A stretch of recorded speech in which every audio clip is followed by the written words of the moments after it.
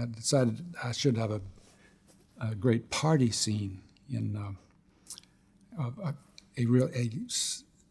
party of great social wattage in a Fifth Avenue apartment in this book.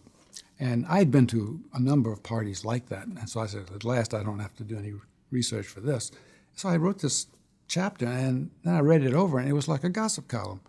Just who's that person, what did he say, what did she say? So the next one I went to, I just shut up. I was just on the receiving end of whatever was going on. And for the first time, I noticed the strained,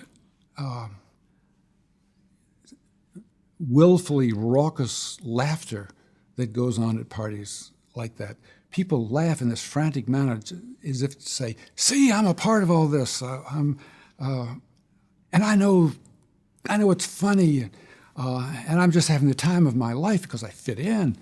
And then I'd noticed that the worst fate in the world was not to be in a conversational cluster. And if somebody's left out, you'd see them studying the paintings as if they were really fascinated with art. They talk to empty spots on the wall. If at last resort, they'll go up to a wife or a husband and start conversation. But you've already lost the game if you reduce to doing that. There were so many things that I saw once I was not a participant. I was just there.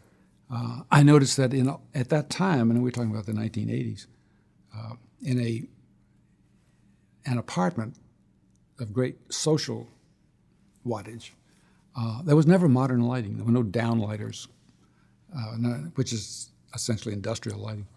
It was always, you're in sometime in the 19th century. Everything's overstuffed. There are these sort of small amber lamps that make everybody's complexion look pretty good. And I just never would have noticed any of this